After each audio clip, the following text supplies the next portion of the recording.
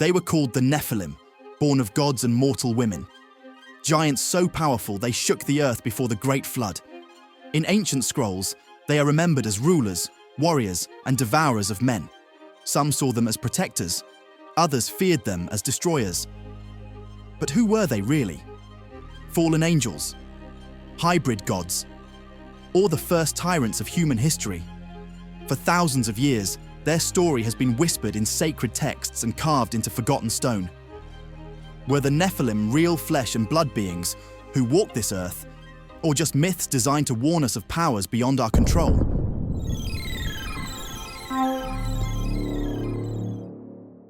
The Book of Enoch, written more than 2,000 years ago, was once considered sacred. Early Christians read it. The Book of Jude even quotes it. Copies were found among the Dead Sea Scrolls, hidden away for centuries. Unlike the brief account in Genesis, Enoch is explicit. It names the angels, their crimes, their teachings, and their punishment. It tells the story not of the Nephilim first, but of their fathers, the Watchers. 200 angels, led by Samyaza and Azazel, were sent to observe and guide humanity. But they fell into temptation. They lusted after mortal women and descended to earth swearing an oath on Mount Hermon. And from that oath, a rebellion ensued against their divine mandate. From these unions with mortal women came the Nephilim, giants who towered over mankind, heroes of renown, devourers of crops, of livestock, and eventually of men themselves. And then chaos ensued. The Watchers brought with them forbidden knowledge, metallurgy, sorcery, astrology, even cosmetics. As civilization advanced, corruption spread. This forbidden knowledge that they imparted to humans came from these specific Watchers. Samyaza, who was the leader of the Watchers, led the rebellion and coordinated the oath among the angels. Although he primarily led the group, Samyaza is generally credited with teaching enchantments and root cutting, which may refer to magical arts or herbalism. Azazel taught humans to make swords, knives, shields, breastplates, and other forms of weaponry, introducing warfare to humanity.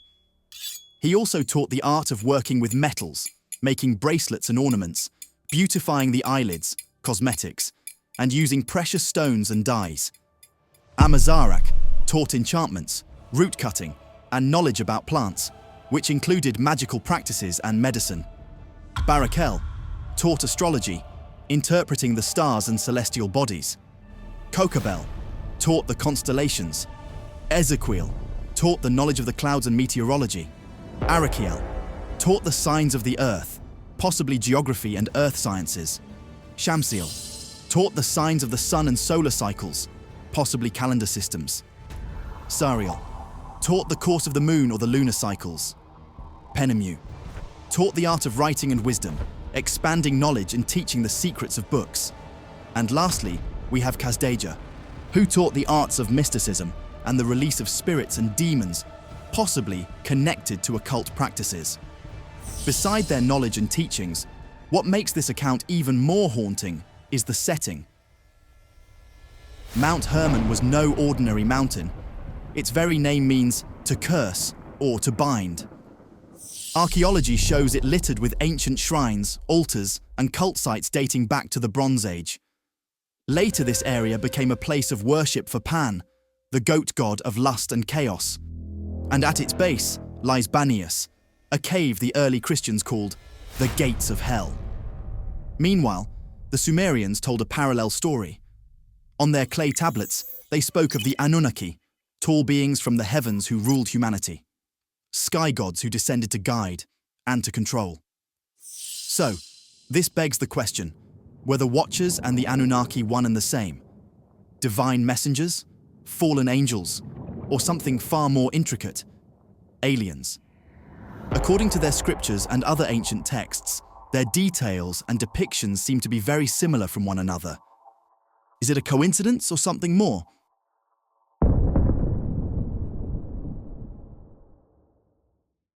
Beyond Mount Hermon, whispers of the Nephilim appear across the world. On the island of Malta, archaeologists uncovered the Hal Saflieni hypogeum, a vast underground labyrinth stacked with thousands of skeletons. Early reports claimed some were over 7 feet tall, but those bones vanished. By whom? No one knows. And yet Malta's legends and stories speak of colossal builders who raised temples even older than Stonehenge. Massive structures built by large beings, giants. Then there is Gilgamesh. He was a legendary king of the ancient Sumerian city-state of Uruk, located in Mesopotamia, which is in the region of modern-day Iraq. He likely ruled during the early part of the early dynastic period, circa 2900 to 2350 BCE. His story is one of the oldest poems known to man, and Mesopotamian texts describe Gilgamesh as 2/3 divine, standing over 11 feet tall. His epic ends with his burial beneath the Euphrates River, and here's where the story takes a darker turn.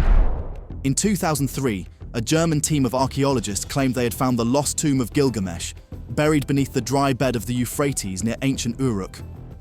The discovery seemed to match the epic's own description, a vast chamber, a king entombed beneath the river. But then, the dig was suddenly halted. The US invasion of Iraq began, the archaeologists forced to leave, and reports spread that US forces quickly secured the site. What happened next remains a mystery. Some believe artifacts were taken, hidden away. Others argue nothing was ever found. The truth? Gilgamesh's tomb has never been confirmed, never excavated, and the site remains sealed in secrecy, fueling one of the greatest archaeological conspiracies of our time.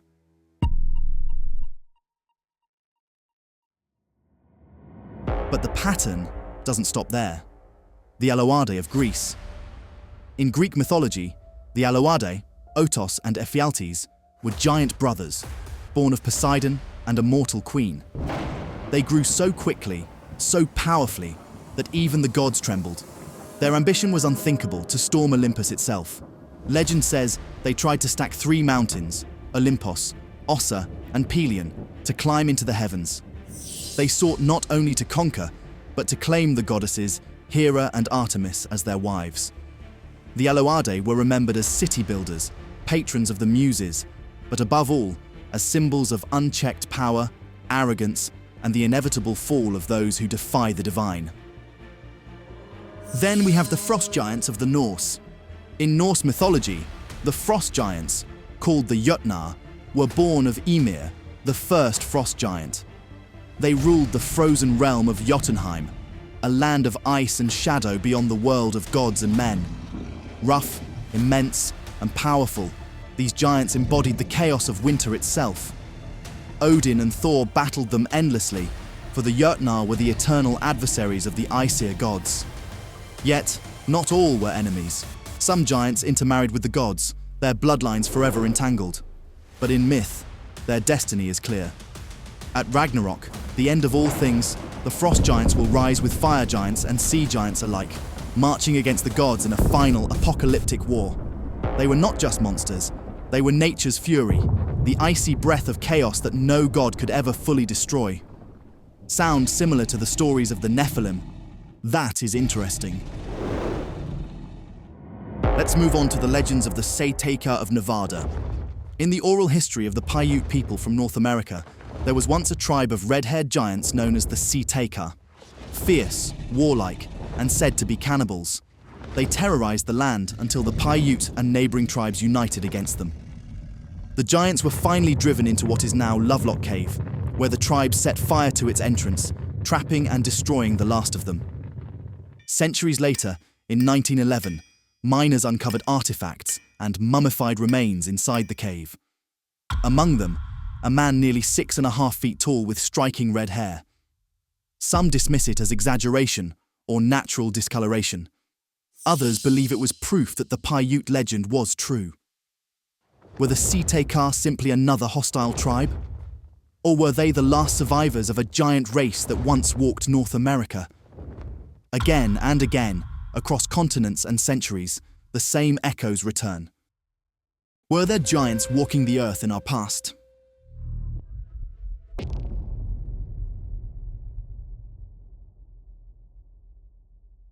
If every culture remembered them, Then where is the evidence today? And why does it keep disappearing? Well, let's go back and revisit Lovelock Cave because there was much controversy over the evidence they found from the cave. Archaeological reports confirm artifacts were found, but the largest bones mysteriously vanished. Some of these remains were reportedly sent to the Smithsonian. Yet, the Smithsonian insists they never received giant bones. Instead, they only acknowledge mixed artifacts from the site, nothing resembling the towering figures described in the reports. So, what really happened? Did the Smithsonian lose track of priceless remains? Were they misclassified, destroyed, or deliberately hidden from the public eye? Skeptics call it sloppy record-keeping, but conspiracy theorists call it something else, a good old cover-up. Lovelock isn't the only story about giants. In 2002, deep in the mountains of Afghanistan, US soldiers allegedly encountered something extraordinary, a 12-foot humanoid with flaming red hair and double rows of teeth. Known as the Giant of Kandahar, it was said to be hostile. A firefight broke out. The creature was killed, its body collected, and then airlifted away. Officially, nothing happened. Unofficially, the story refuses to die.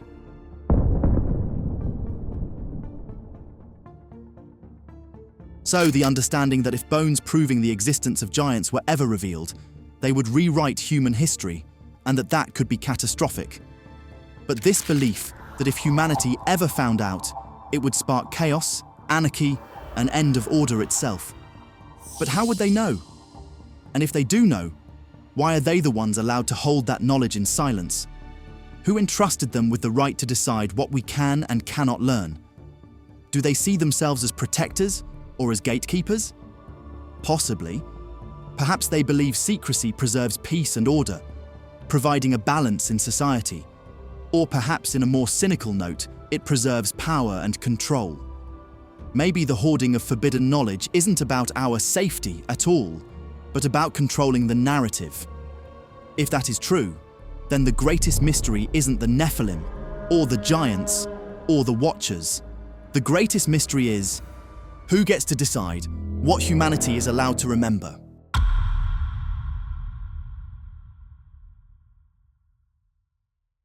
On that note, let's look into science because it can provide other fundamental avenues of explanation.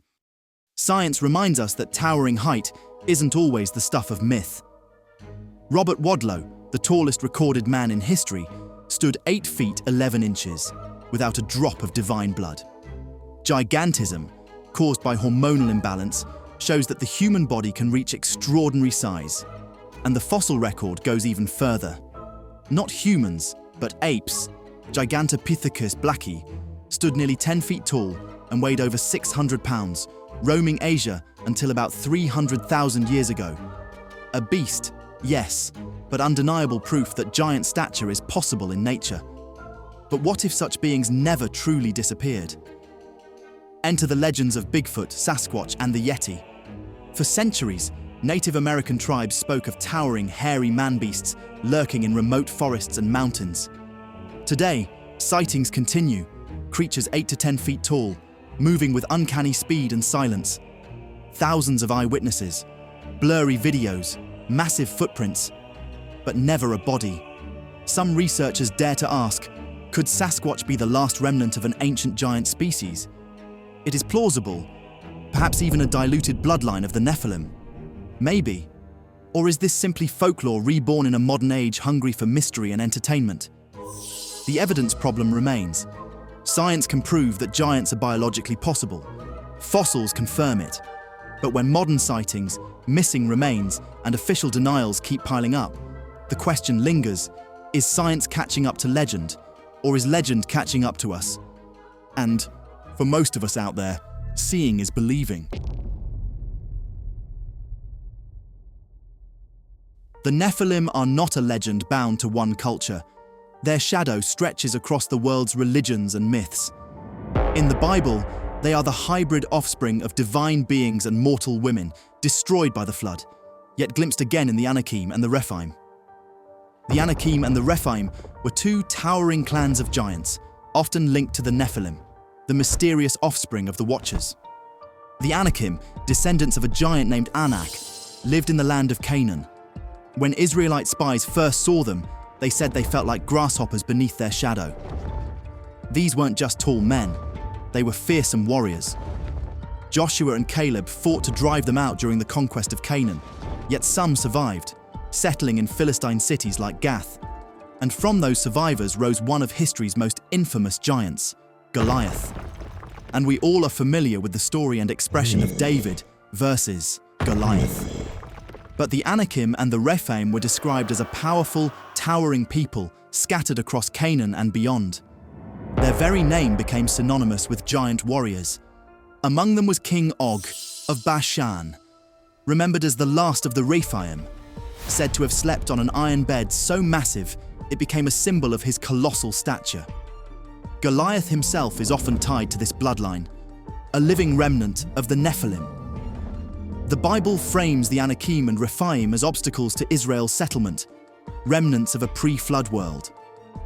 Other groups, like the Emim and Zamzumim, are also listed as part of this shadowy race, hinting that Earth once held not one, but many clans of giants. In essence, the Anakim were a branch of the greater Rephaim, descendants of the ancient Nephilim, who embodied raw strength, domination, and terror, living proof that the age of the Nephilim had not yet ended. Yet as these ancient scriptures survive, their details blur. Giants become metaphors, cautionary tales cloaked in legend. In the Torah, the same passages stand as a warning. Mixing heaven and earth leads only to ruin. The Quran too speaks of tribes of extraordinary strength, beings who rebelled against God and were destroyed for their arrogance. The word Nephilim never appears, but the echo is unmistakable. Powerful figures crossing the line between divine and human order. And in ancient Sumer, these gods were not distant at all.